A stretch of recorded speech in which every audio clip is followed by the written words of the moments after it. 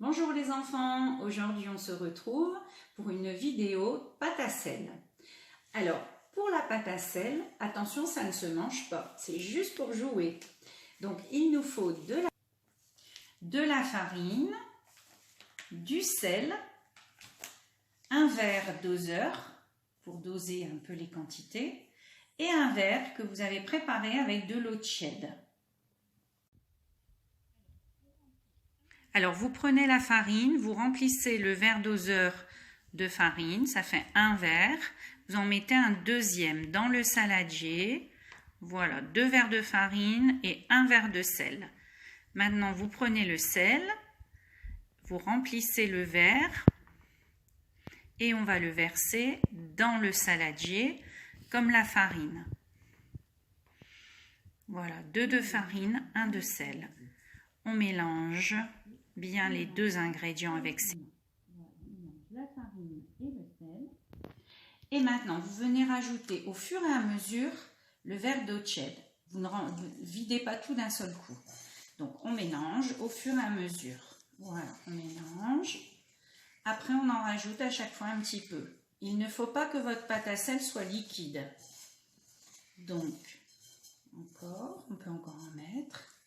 Vous allez voir, ça fait à peu près, mais pas tout le verre, mais à peu près le verre d'eau. On mélange bien avec les deux mains. Vous allez voir, votre enfant va s'éclater. Voilà. On malaxe pour faire une belle pâte. Voilà.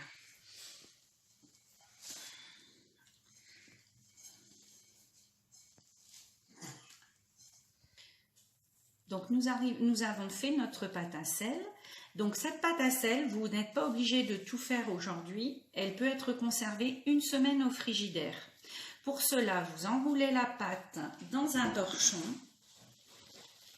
puis dans un plastique, et vous pouvez la mettre au frigo. Par contre, avant de vous en resservir, vous devez la sortir une demi-heure avant.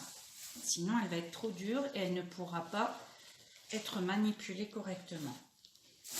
Donc voilà la pâte à sel. Donc votre enfant pourra jouer avec sa pâte à sel. Donc vous le laissez qu'avec ses mains. Il doit mettre les mains dedans et il doit toucher la pâte à sel. Il casse la pâte à sel, il tape la pâte à sel. Voilà. On peut faire des petites boules. Voilà, des petites boules. Des longs boudins. Faire des serpents ou des petites queues. Voilà. Alors, vous le laissez faire. Une fois qu'il en a marre et qu'il a bien manipulé la pâte, là, on peut donner des petits ustensiles. Comme ça, il joue encore un petit peu.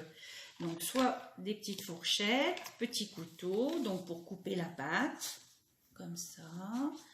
Voilà, on va faire des petits trous dans la pâte.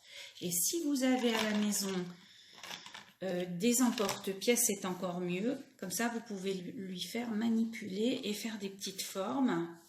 Voilà, avec l'emporte-pièce. Voilà, là j'ai fait une petite forme. Je vais faire un petit cœur pour maman que j'adore. Alors, faites-le bien assez épais pour que ça tienne et que ça ne se casse pas quand vous allez faire la cuisson. Voilà.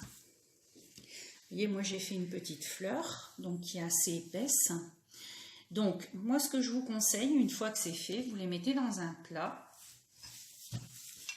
Voilà. Et c'est pas la peine de le mettre au four. Vous mettez dans le micro-ondes et vous le faites chauffer 1 à 2 minutes. À maximum, température maximum au micro-ondes. Une fois que vous l'avez sorti, vous allez voir ça a durci, mais vous le retournez pour que ça se cuit aussi de l'autre côté et vous remettez 1 minute, voire 2 minutes à température max dans le micro-ondes. Vous le sortez et vous le laissez comme ça pendant une nuit, pendant une journée, 24 heures. Donc ensuite, votre enfant aura ces petites formes qui sont bien dures. Voilà, moi j'ai fait une fleur.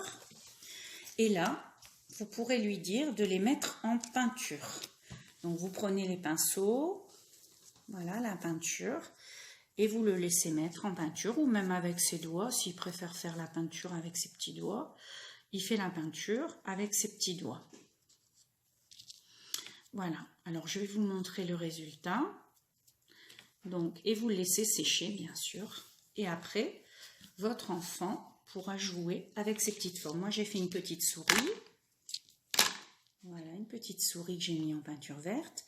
Un petit ours, un petit chat et des petites fleurs. Donc, comme ça, votre enfant, ensuite, il pourra jouer avec ses petits personnages et se faire une petite histoire. Donc, je vous laisse à vous de jouer maintenant. Et faites-moi des jolies choses, laissez tourner votre imagination et laissez faire la créativité de votre enfant.